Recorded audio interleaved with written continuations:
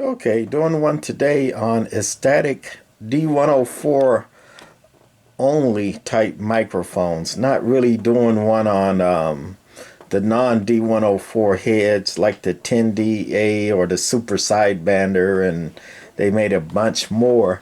So first of all, a D104 head is round and, lollipop, just the head only, and it's shaped like that. There's some of the, you know, D104 heads I got. So a D104 is actually the name of the head only. This screw off top head right here. I guess I'll unscrew it right quick and show it. Come on off of there. And don't want to come off with one hand. There we go. That there's a D104 head, right? Does it say it? Model number D104. Back in the 30s, 1930s, two hams, Chorpening and Woodworth, I think were their names. My memory's right.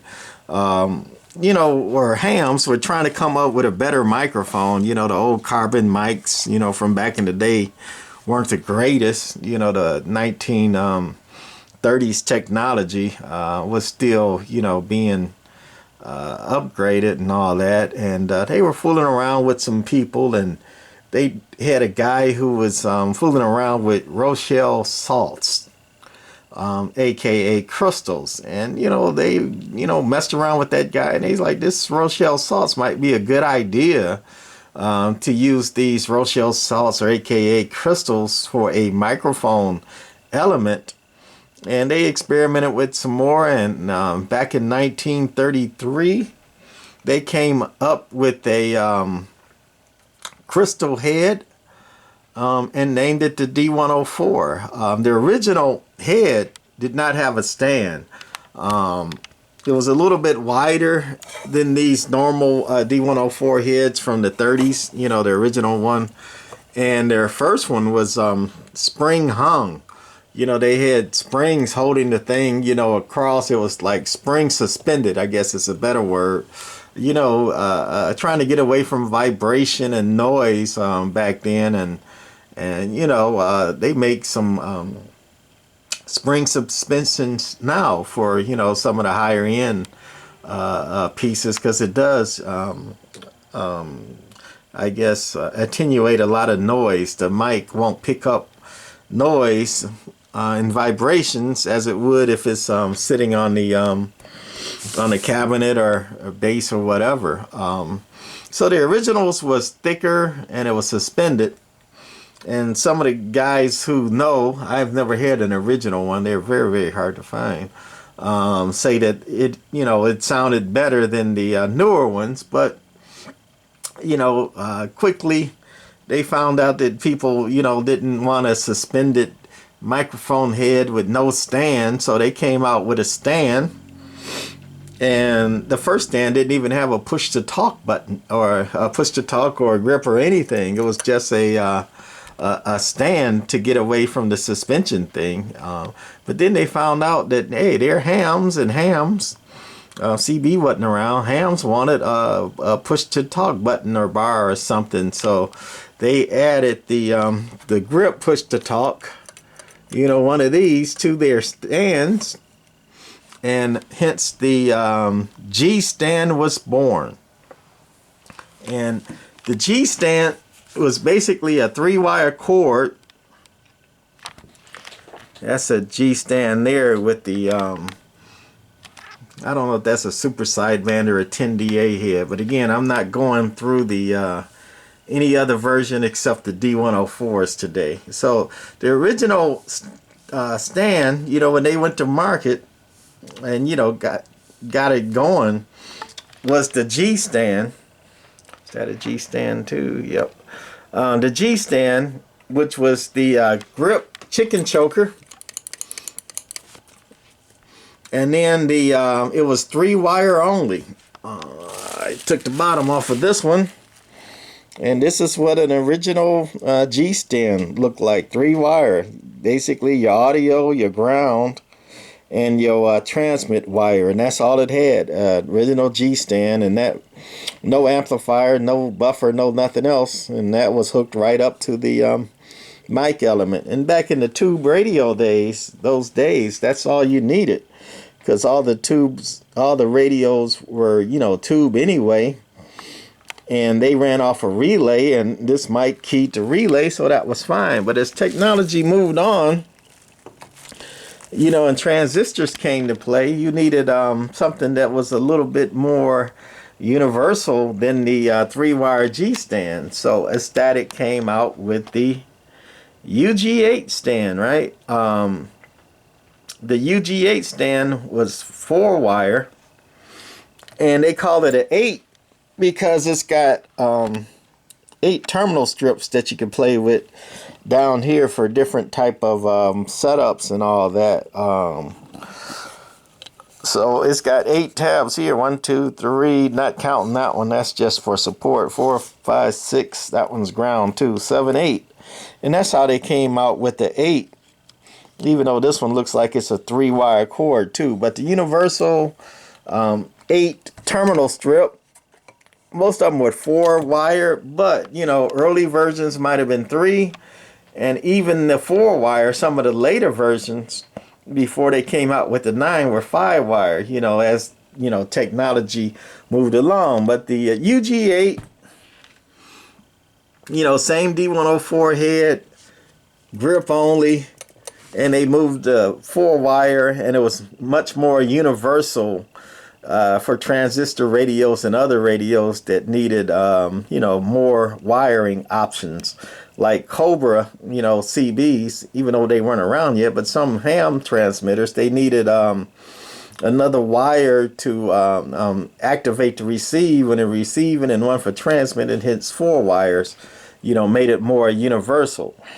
And then as technology moved along, even though this one isn't marked, they found out that the unamplified D104, which all of those versions were, didn't have enough power out to power some of the radios, as technology was moving on. So, and also, not only were some of the amps not putting out enough power, as transistors were coming into play. Transistors are low impedance, whereas tubes are high impedance, and the element itself, it needs high impedance to work. It's a high impedance microphone element, the crystal element, and it doesn't work very well at all on a low impedance. So Astatic again went back to the drawing board, and they came out with a little small transistor amplifier that went in the bass, and the amplifier also was a buffer. It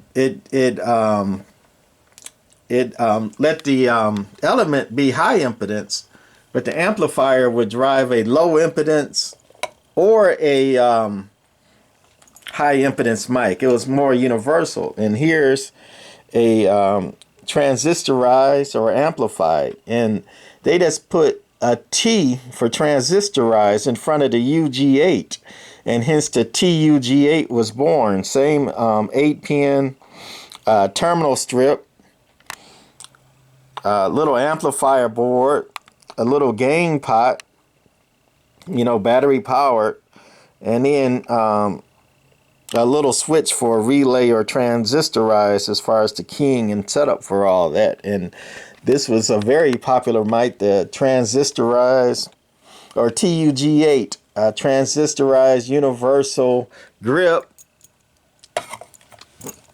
Still got the single grip, no push bar, 8-pin wire. So as technology moved along, some radios, I think Johnson was one that I could think of, needed more than a 4-wire. So eventually Astatic came up with the 5 and 6 wire, added more wires so you can do more stuff, made it more universal, and they called that one the TUG9 or TUP9, and it had a 9-pin terminal strip instead of the 8. I got one over here. Here we go. We got a TUP9 stand over here. They added more wiring options, more wires, a 9-pin terminal strip. And I've seen some with 5 wires, and I've seen most of them have 6 wires now with this TUP9. And this one, the P stands for the push bar, where the G stood for grip. So they added a push bar on some of them, and that was the TUP9, more universal than the rest. And you know, they were killing the market with D104s with that high pitch, you know, pretty clear, distinctive sound. It was made to be that way, kind of a cutting high pitch sound more than, you know, a low high fidelity sound. But, you know, then the CB thing kicked in, and they wanted to keep their market share and sell. So they started coming up with other gadgets and options. They came out with the 1976 Silver Eagle. And it's basically a TUP9 dressed in silver with the eagle on the back. And they came out with that in 76. And they also came out with the Golden Eagle in 76. The Golden Eagle was limited edition. You know, special run. I don't know how many they made. Maybe it was 10,000, 1,000. I don't remember. Probably should have done a little research on that. But anyway, Golden Eagle was ran as a limited edition, you know, special anniversary. I wish I had I got some in the box. I should have bring one up. But anyway, too late now.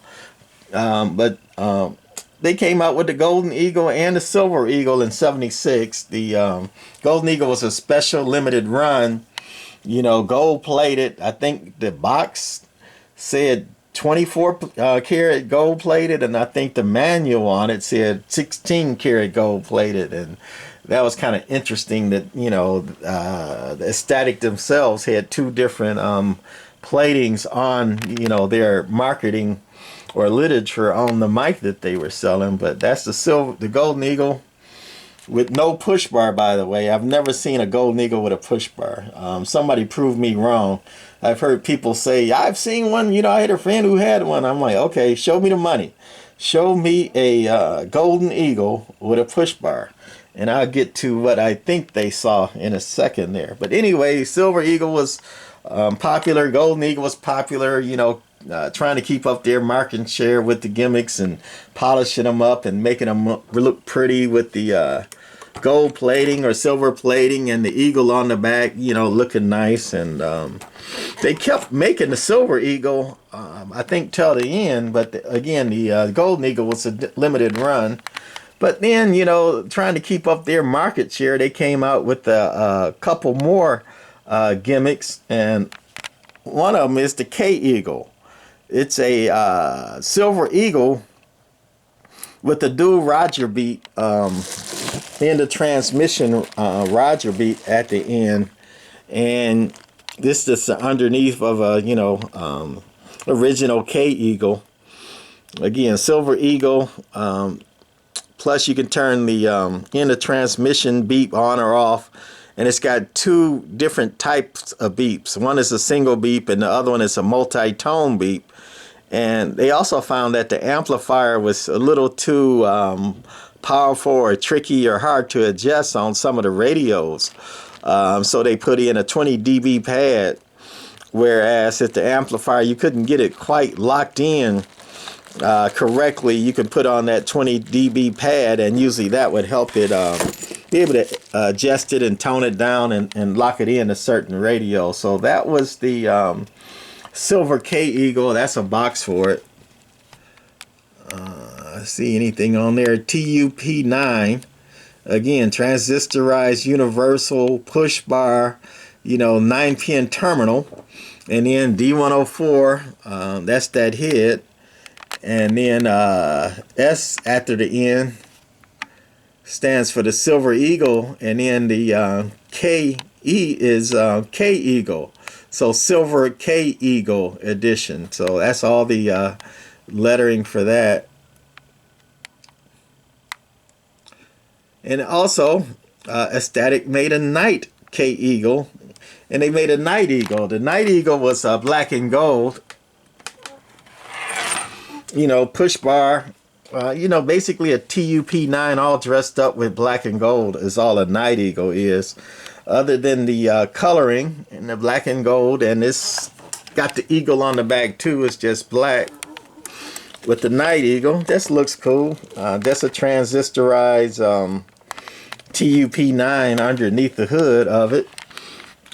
Just cosmetics. You know, between the TUP9, the Silver Eagle, and the Night Eagle, it's strictly cosmetics on that. And then they had the Night K Eagle, which again had the two Roger beeps underneath. His Night Eagle with the added end of tone Roger beeps under it. Same as the Silver K Eagle. Just one is, you know, dressed up in black and gold, and the other one is dressed up in silver. Because, you know, a regular old gray, you know, D104 is not the prettiest thing. So they tried to dress them up for market sales. The Golden Eagle is a TUG9. No push bar. It's not a P. TUG9. 9-pin, you know, just dressed up in gold. The TUP9 with no push bar. And they also, in 1993, they came out with another rare one.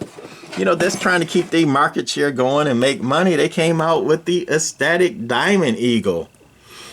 Limited edition. You know, a lot of people get these and like, oh, this is one of a kind. You know, they don't have the box. They see, you know, limited edition. Like, what have I got? What have I got here? I got a Golden Eagle microphone with a push bar, right?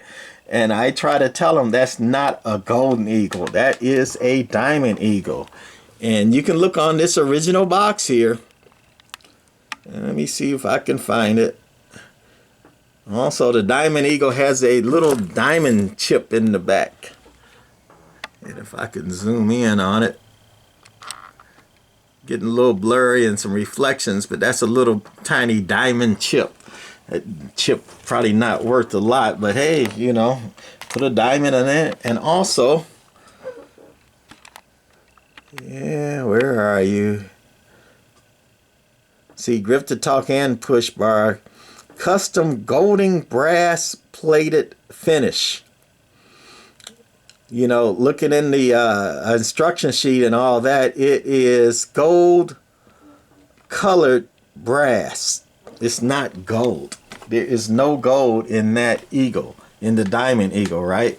Again, the Golden Eagle is supposed to be either 16 or 24 plated gold. Or, I'm sorry, I think it's 18 karat or 24 karat gold, if I remember right. And then this Diamond Eagle next to it is no gold at all. It is gold colored, gold tinted brass, right? And people who think they have a Golden Eagle with a push bar, I say they got a Diamond Eagle. And I don't know if you can see it in the camera. I'm looking at the picture in the camera. It's very hard to see. But here in person, you can actually see that that gold looks like gold. And the Diamond Eagle, it looks more like tin, like a tin-plated gold or a painted gold. Don't know if you can get that in the camera, in the picture, in the lights and all that, but it's definitely seeable in first person. And again, I think anybody who thinks they've seen a Golden Eagle with a push bar, they've actually seen a Diamond Eagle, right? And again, if it has the right head, you can see on the back it does say diamond, and it's got the diamond chip, and you know, special anniversary. 1933 is basically when the corporation was founded, and 1993 they called this the 60th anniversary Diamond Eagle limited edition, right? They did not make a lot of these. These guys are very rare, and the value it shot to the moon at one time. So also I think I did the Night Eagle just a black and gold version of the Silver Eagle. Night K Eagle. They also made a few more. This one was pretty common. Black Special. Or I've also seen it a custom special, black bass. With the push bar, you know, nothing fancy there. Also a company for a while called Silver Salute made like an imitation D104 or a copy. I never really liked it, but I kept this head because I thought, you know, it's a nice looking head. But the Silver Salutes to me were cheap Chinese knockoffs. D104, and they made a stand too, but the stand was very, you know, cheap and flimsy, and I did not like the stand, so I sold the stands I had. I had a couple of those, but I kept the one head, so it's, you know, it would fit. So it's a Silver Salute head that looks like that. That's not made by Astatic. Oh, made by Workman, I guess. The Bandit by Workman. Didn't even realize that, but they made that head, and they made a very cheap stand and a knockoff on it, and I never really liked it. It just did not have the Astatic quality on that. And then Astatic made a couple of rare special mics for different radios. This one is for the ARF 2001. It was a D104 head, but it didn't have the crystal element. It had a ceramic element. So it was a D104C, but it doesn't have the sticker on the top. But that's a D104C, and this was a special version in a kind of a grayish black tone for the ARF 2001 CB radio. It's got a built-in amplifier, and it's powered by the radio. And it's adjusted through the radio. The ARF 2001, very rare radio too, had what they called a servo loop in it for the transmit, and you needed this mic with the ceramic head, and it had a FET amplifier powered by the radio to complete the servo. And if you get one and it's right, it's the best transmit ever. However, to receive, you know, kind of like the Buddy Bass, to receive on the ARF 2001 kind of sucks. And the ARF 2000 is kind of a twerky radio. I got one right there. That's the one that mic goes with. Still, a classic, a unicorn, one of my favorite radios, that ARF 2001 with the frequency counter. But back to the mics.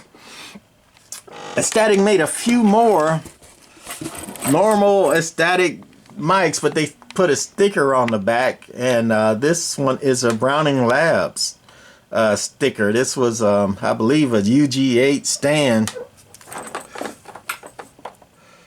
No, this is a TUG8 stand. It's probably not original then. I don't think they made it TUG8, but it's got a Browning Labs sticker on the back. They also, I know, made one with DAC. D104 with a sticker on the back, and President with a presidential seal. I think they made as an addition for the Washington or Madison, that you could order it as an accessory with a sticker on the back. I've never had the DAC or the President, because, you know, when you find them like on eBay or something, they go for a lot of money, you know, just for a sticker. As far as I know, with most of the stickered microphones, there was no other special features or anything else. It was just, you know, they put the sticker on the back with it. I think a Tram, some of them came with an unamplified D104 no sticker. And I think also getting away from D104s, I think some Trams, maybe the Titans or Titan 2s, they came with a Turner Plus 2 that was Tram badge, but that's pretty hard to find too. But anyway, that's gonna be about it as far as my thoughts and a little bit of history on the Astatic D104. Hope you found that one interesting. Okay, that's it for this one. And if you have anything to add to it, let me know. Bye.